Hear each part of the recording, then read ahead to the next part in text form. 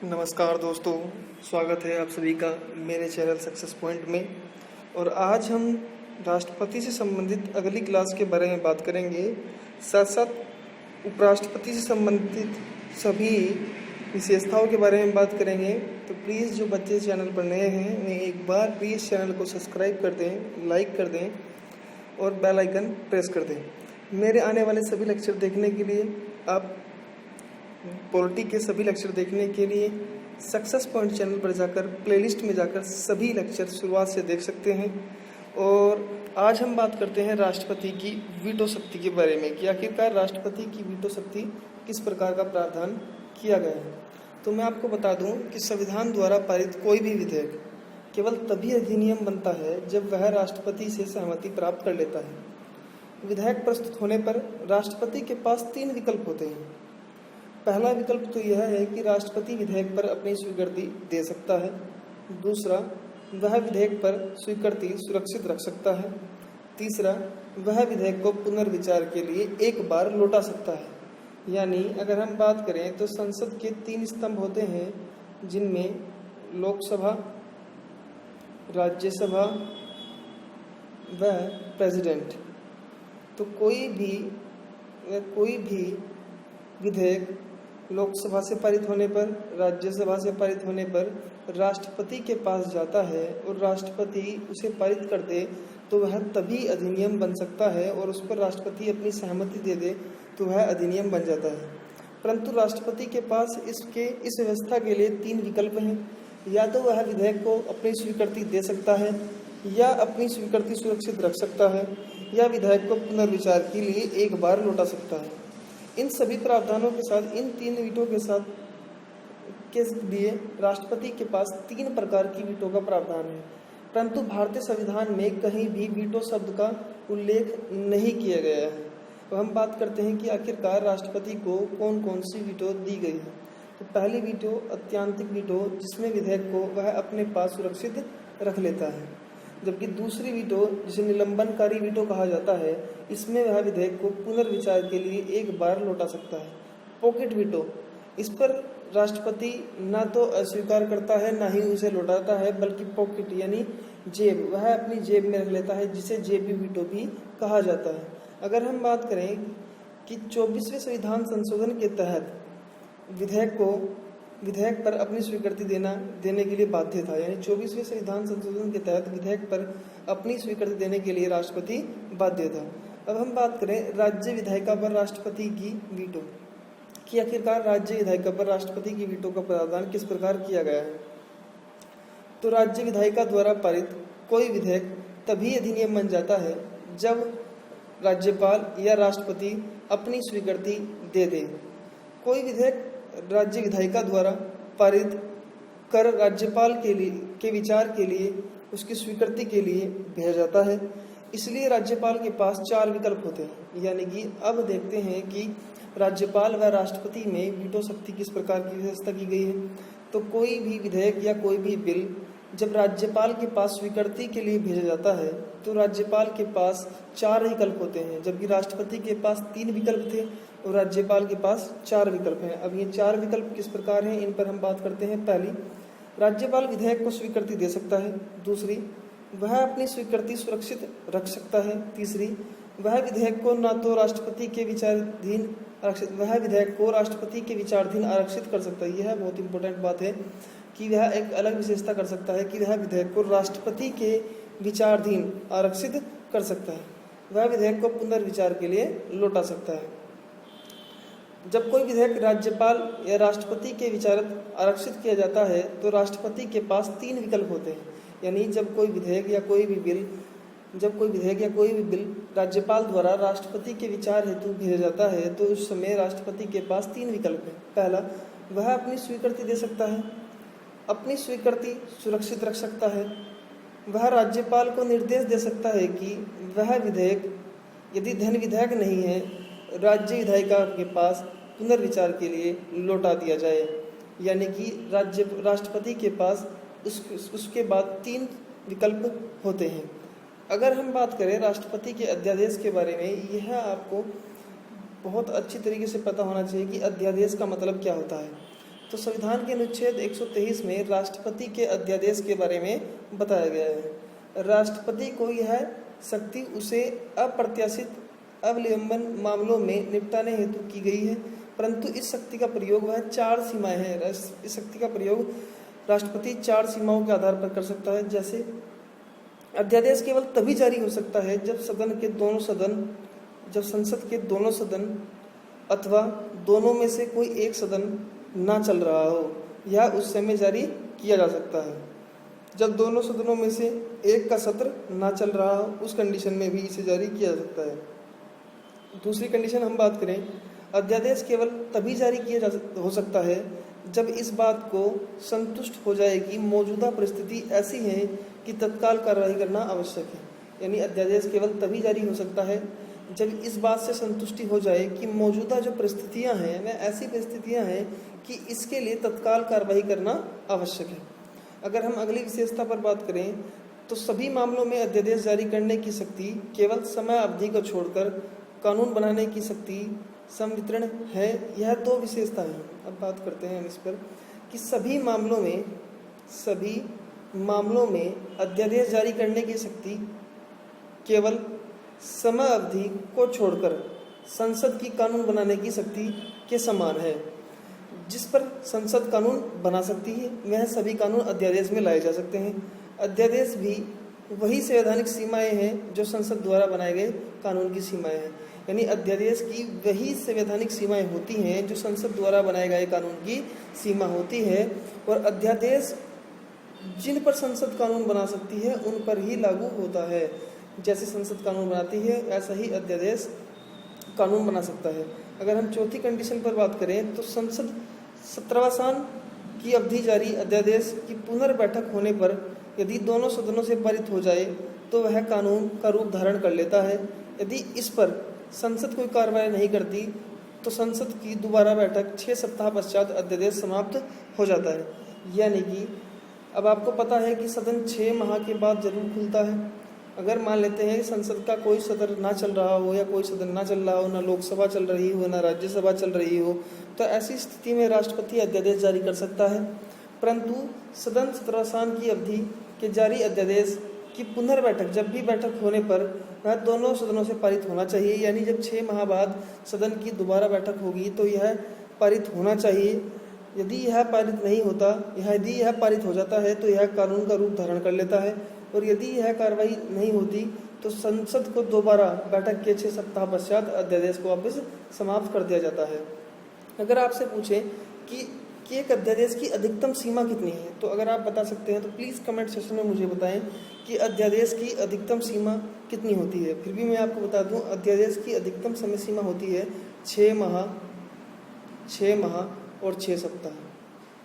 6 माह 6 सप्ताह अध्यादेश की अधिकतम सीमा होती है। तो मैंने आपको बताया कि एक सदन जब कोई विधेयक पारित होता है तो 6 माह बाद जब दूसरा सदन खुलता है तो 6 माह बाद उसे पारित होना चाहिए। अगर पारित नहीं होता तो अगले 6 सप्ताह के बाद उसे समाप्त कर दिया जाता है। इसलिए इसकी अधिकतम सीमा कितनी हो गई? 6 माह और 6 सप्ताह। अगर हम बात करें अगली शक्ति, तो राष्ट्रपति के पास क्षमादान की शक्ति है। राष्ट्रपति की क्षमादान की शक्ति आर्टिकल 72 में दी गई है, और राष्ट्रपति निम्न मामलों में क्षमादान करने की शक्ति रखता है: संघीय विधि के विरुद्ध किसी अपराध के लिए दिए गए दंड में, सैन्य न्यायालय द्वारा दिए गए दंड में, यदि दंड का स्वरूप मृत्युदंड हो। इन स्थितियों में वह राष्ट्रपति क्षमादान दे सकता है। अब राष्ट्रपति का क्षमादान 5 प्रकार का है, इन पर हम बात करते हैं। तो राष्ट्रपति का पहला क्षमादान, जिसे हम क्षमा बोलते हैं, इसके तहत बंधीकरण, दंड व बंधीकरण दोनों को हटा दिया जाता है और दोषी को सभी दंडों से मुक्त कर दिया जाता है।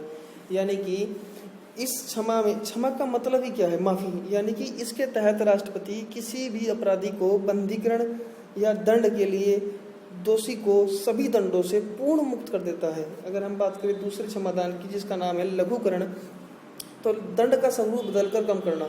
यानी कि इसमें राष्ट्रपति दंड का स्वरूप बदल देता है और उसे थोड़ा कम कर देता है। जैसे मृत्यु दंड को बदलकर कठोर कारावास में चेंज कर देता है। अगर तीसरा हम बात करें तो इसे बोलते हैं परिहार। तो इसमें दंड की प्रकृति में परिवर्तन किए बिना अवधि कम कर देता है। जैसे मान लेते हैं किसी व्यक्ति को 10 साल की सज़ा है तो उसे 5 साल की सज़ा कर दी जाएगी। यानी इसमें दंड की प्रकृति में कोई परिवर्तन नहीं होता, बल्कि उसकी अवधि कम कर दी जाती है। अगली विशेषता है विराम। विराम कंडीशन में किसी दोषी को मूल रूप से दी गई सजा को उन्हीं विशेष परिस्थिति, अपंगता, महिला का गर्भावस्था में कम करना। यानी अगर किसी दोषी को सजा की विशेष परिस्थिति उसके सामने आ जाए, यदि वह अपंग हो जाए या कोई महिला अपराधी जो गर्भावस्था में है, तो ऐसी स्थिति में उसकी सजा कम कर दी जा सकती है। अब बात करते हैं परिविलंबन। तो किसी दंड, विशेषकर मृत्युदंड पर अस्थायी रोक लगाना, जिसका उद्देश्य दोषी व्यक्ति का क्षमा याचना, दंड का स्वरूप परिवर्तन याचना के समय देना। यानी कि इस स्थिति में किसी व्यक्ति द्वारा अगर किसी को मृत्युदंड की घोषणा कर दी गई हो तो ऐसी स्थिति में उस पर अस्थायी रोक लगा दी जाती है। इसका उद्देश्य दोषी व्यक्तियों की क्षमा याचना पर एक बार मतलब समय देकर उसे अच्छी तरीके से जांच करना। अगर हम बात करें अगले के बारे में, तो आर्टिकल 161 के अंतर्गत राज्य का राज्यपाल भी क्षमादान शक्तियाँ रखता है। परंतु वह किस प्रकार अंतर है, तो यह हम देखते हैं कि राज्यपाल भी मृत्युदंड को क्षमा कर सकता है। अतः राज्यपाल भी मृत्युदंड को क्षमा कर सकता है, अस्थायी रोक लगा सकता है। परंतु निम्नलिखित 2 परिस्थितियों में राज्यपाल क्षमादान शक्तियों में राष्ट्रपति से भिन्न है। यानी 2 स्थिति ऐसी हैं कि इन परिस्थितियों में राज्यपाल की क्षमादान शक्ति राष्ट्रपति से भिन्न है। जैसे हम बात करें सैन्य न्यायालय, तो राष्ट्रपति सैन्य न्यायालय द्वारा दी गई सजा पर क्षमा दे सकता है, परंतु राज्यपाल नहीं। यानी राष्ट्रपति सैन्य न्यायालय द्वारा दी गई सजा पर क्षमा दे सकता है, परंतु राज्यपाल नहीं दे सकता। राष्ट्रपति मृत्युदंड को क्षमा कर सकता है, परंतु राज्यपाल मृत्युदंड को क्षमा नहीं कर सकता। यह इंपॉर्टेंट लाइन है कि राष्ट्रपति मृत्युदंड को क्षमा कर सकता है, परंतु राज्यपाल मृत्युदंड को क्षमा नहीं कर सकता। अब हम बात करते हैं अपने अगले लेक्चर, जिसमें हम बात करेंगे उपराष्ट्रपति से संबंधित। और उपराष्ट्रपति के बारे में हम बात करते हैं कि उपराष्ट्रपति देश का दूसरा सर्वोच्च पद है। उपराष्ट्रपति का चुनाव भी जनता द्वारा सीधे नहीं होता, बल्कि परोक्ष रूप से चुना जाता है। यानी कि उपराष्ट्रपति का चुनाव भी अप्रत्यक्ष तौर पर होता है। इसके चुनाव में भी जनता भाग नहीं लेती। अब देखते हैं इसके चुनाव में कौन कौन व्यक्ति भाग लेता है। तो वह संसद के दोनों सदनों के निर्वाचन मंडल द्वारा चुना जाता है। यानी कि उपराष्ट्रपति के चुनाव में संसद के दोनों सदनों के निर्वाचन मंडल द्वारा चुना जाता है। यह निर्वाचन मंडल राष्ट्रपति से 2 मामलों में भिन्न है। अब देखते हैं किस प्रकार भिन्न है। तो पहली बात, इसमें संसद के निर्वाचित प्लस मनोनीत दोनों सदस्य भाग लेते हैं। इसमें राज्य विधानमंडल के सदस्य शामिल नहीं होते। जबकि राष्ट्रपति के चुनाव में राज्य विधानमंडल के सदस्य शामिल हुए थे। अगर हम बात करें उपराष्ट्रपति से संबंधित कि उपराष्ट्रपति और राष्ट्रपति के चुनाव में हमने देखा था कि राष्ट्रपति के चुनाव में विधानमंडल भी भाग ले रही थी, यानी विधानसभा भी भाग ले रही थी, लेकिन उपराष्ट्रपति के चुनाव में विधानसभा भाग नहीं लेती। अम्बेडकर पर बात करते हैं। अम्बेडकर ने राष्ट्रपति राष्ट्र का प्रमुख होता है, इसलिए उसके चुनाव में राज्य विधायिका का भाग लेने चाहिए। यानी अम्बेडकर ने कहा था कि राष्ट्रपति राष्ट्र का प्रमुख होता है, इसलिए उसके चुनाव में राज्य विधायिका के सदस्य भाग लेते हैं। उपराष्ट्रपति का मुख्य कार्य राज्यसभा की अध्यक्षता करना है। यानी उपराष्ट्रपति का मुख्य कार्य राज्यसभा की अध्यक्षता करना है। उपराष्ट्रपति का चुनाव भी अनुपातिक प्रतिनिधित्व के आधार पर एकल संक्रमण गुप्त मतदान से होता है। यानी उपराष्ट्रपति का चुनाव अनुपातिक प्रतिनिधित्व के आधार पर एकल संक्रमण गुप्त मतदान के आधार पर होता है। जो मैंने आपको राष्ट्रपति के चुनाव में बताई थी कि यह कंडीशन इस प्रकार की होती है। मैं आपको एक बार बता दूं डिटेल में कि मान लेते हैं कि अगर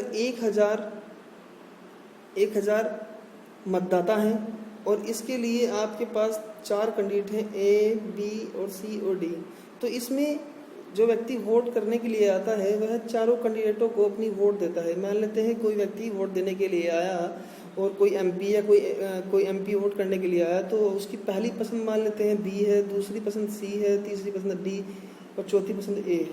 तो इस प्रकार वह एक पसंदीदा क्रम के अनुसार से वोट करता है और जिस व्यक्ति को 50+1 वोट प्राप्त होती है वही व्यक्ति इस चुनाव को जीतता है। इस प्रकार प्रत्येक सदस्य, प्रत्येक एमपी प्रत्येक एमपी अपने मत का प्रयोग करेगा और प्रत्येक कैंडिडेट को जो भी चुनाव लड़ रहे हैं राष्ट्रपति और उपराष्ट्रपति का, उन्हें पसंदीदा क्रम के अनुसार ही वोट करेगा। जैसे कि आप अपने यहाँ चुनाव देखते होंगे, एमएलए के चुनाव में प्रत्यक्ष जनता वोट देती है और एक कैंडिडेट को ही चुनती है। जैसे कि आपने मान लेते हैं आपने हरिद्वार सीट पर वोट दी होगी तो आपने निशंक जी को एक वोट दी होगी, निशंक जी को अपना एमपी चुना होगा, तो आपने अपनी पसंदीदा क्रम के अनुसार वोट नहीं दी, बस आपकी एक ही पसंद थी, वो थी निशंक जी। परंतु राष्ट्रपति के चुनाव में ऐसा नहीं होता, वहाँ आपको पसंदीदा क्रम के अनुसार से वोट करनी पड़ती है।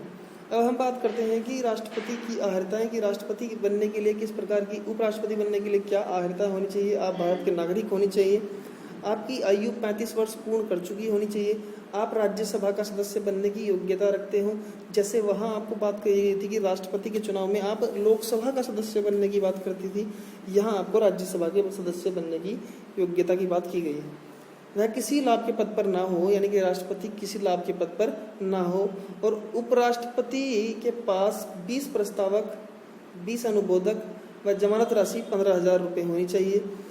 वह शपथ, उसकी शपथ सेम वही है कि वह भारत के प्रति सच्ची श्रद्धा निष्ठा रखेगा और अपने पद पर कर्तव्यों का निर्वाह श्रद्धापूर्वक करेगा। राष्ट्रपति की पद की शर्तें, कि क्या शर्तें हैं राष्ट्रपति उपराष्ट्रपति के पद की, इन पर हम बात करते हैं। तो पहली शर्त यह है, वह सदन के किसी भी सदन व राज्य विधायिका के किसी भी सदन का सदस्य नहीं होना चाहिए। यदि कोई व्यक्ति उपराष्ट्रपति निर्वाचित हो जाता है तो उसे यह माना जाएगा कि यह उपराष्ट्रपति का पद ग्रहण करने की तिथि से उसने अपनी सीट रिक्त कर दिया है, यानी कि उपराष्ट्रपति के चुनाव के लिए वह व्यक्ति संसद के किसी भी सदन का सदस्य नहीं होना चाहिए। साथ साथ राज्य विधायिका के सदन का सदस्य भी नहीं होना चाहिए। यदि ऐसा व्यक्ति उपराष्ट्रपति निर्वाचित हो जाता है तो उसे यह माना जाएगा कि वह उपराष्ट्रपति का पद ग्रहण करने की तिथि से ही अपने सदन की सीट से रिक्त माना जाएगा। वह किसी लाभ के पद पर ना हो, यानी कि भारत सरकार की सैलरी 2 जगह से ना ले रहा हो। उपराष्ट्रपति का कार्यकाल 5 साल का होता है, जबकि राज्यसभा का कार्यकाल 6 साल का होता है। उसे पदावधि पूर्ण होने से पूर्व भी हटाया जा सकता है, यानी उसकी पदावधि पूर्ण करने से भी उसे हटाया जा सकता है। उसे हटाने के लिए राज्यसभा द्वारा संकल्प पारित करके पूर्ण बहुमत द्वारा हटाया जा सकता है, जिस पर लोकसभा की सहमति आवश्यक है। इसे हटाने के लिए संविधान में कोई आधार नहीं है और उपराष्ट्रपति अपना त्यागपत्र राष्ट्रपति को देता है, यानी उपराष्ट्रपति पर महाभियोग की प्रक्रिया नहीं होती, पहली बात। और उपराष्ट्रपति पर राज्यसभा में विशेष बहुमत की आवश्यकता होती है, जबकि लोकसभा केवल सहमत हो। इसी कंडीशन में भारत के उपराष्ट्रपति को हटाया जा सकता है। अब बात करते हैं पद की रिक्तियाँ। उसकी 5 वर्ष की पदावधि समाप्त होने पर उसका पद समाप्त हो जाता है। वह अपना त्यागपत्र उपराष्ट्रपति को दे सकता है, उसे बर्खास्त किया जा सकता है। उसकी मृत्यु होने पर उसका पद रिक्त हो सकता है। यदि उसका निर्वाचन अवैध घोषित कर दिया गया हो तो ऐसी स्थिति में भी उसे हटाया जा सकता है। उपराष्ट्रपति के चुनाव से संबंधित सभी शंकाएं, विवाद की जांच और निर्णय उच्चतम न्यायालय द्वारा किया जाता है, यानी राष्ट्रपति और उपराष्ट्रपति दोनों ही के चुनाव संबंधी जो भी शंकाएं या विवाद हैं, उनके विवाद से संबंधित कोई भी निर्णय उच्चतम न्यायालय द्वारा ही किया जाता है। अगर हम बात करें कि राज्यसभा के पदेन सभापति के रूप में कार्य क्या करता है उपराष्ट्रपति, कार्य व शक्ति, तो वह राज्यसभा का पदेन सभापति होता है, पहला कार्य। राष्ट्रपति पद रिक्त होने पर वह कार्यवाह राष्ट्रपति के रूप में कार्य करता है, यानी जब राष्ट्रपति का पद रिक्त हो जाता है तो ऐसी स्थिति में वह कार्यवाह राष्ट्रपति के रूप में कार्य करता है। जब वह कार्यवाहक के रूप में कार्य करते हैं तो उसे राष्ट्रपति का वेतन भत्ते ही मिलता है, यानी जब वह कार्यवाहक के रूप में कार्य करता है तो उसे राष्ट्रपति का वेतन भत्ते भी मिलते हैं। उपराष्ट्रपति को राज्यसभा का अध्यक्ष का वेतन मिलता है, यानी उपराष्ट्रपति को राज्यसभा का वेतन मिलता है, अध्यक्ष का वेतन मिलता है, जिसका वेतन लगभग 4 लाख रुपए है। तो ये था उपराष्ट्रपति, और इससे पहले हम राष्ट्रपति के बारे में बात की थी। और हम नेक्स्ट क्लास में हम बात करेंगे भारत के प्रधानमंत्री की शक्तियों के बारे में और उनके बारे में, साथ साथ मंत्रिमंडल और मंत्री परिषद के बारे में। तो जो बच्चे पॉलिटी की पूरी सीरीज मेरे साथ पढ़ रहे हैं, वे बच्चे एक बार लगातार इन्हें रिवाइज करते रहें और इसलिए मैं बहुत छोटी वीडियो बनाता हूँ कि 20 मिनट की, जिसमें ना तो कोई बातचीत, ना कोई हम कोई ऐसा टाइम पास करते हैं आप सबके साथ, सिर्फ कंटेंट पर बात करते हैं। तो इसलिए प्लीज़ बच्चों एक बार चैनल को लाइक कर दें और शेयर कर दें, प्लीज़ सब्सक्राइब कर दें।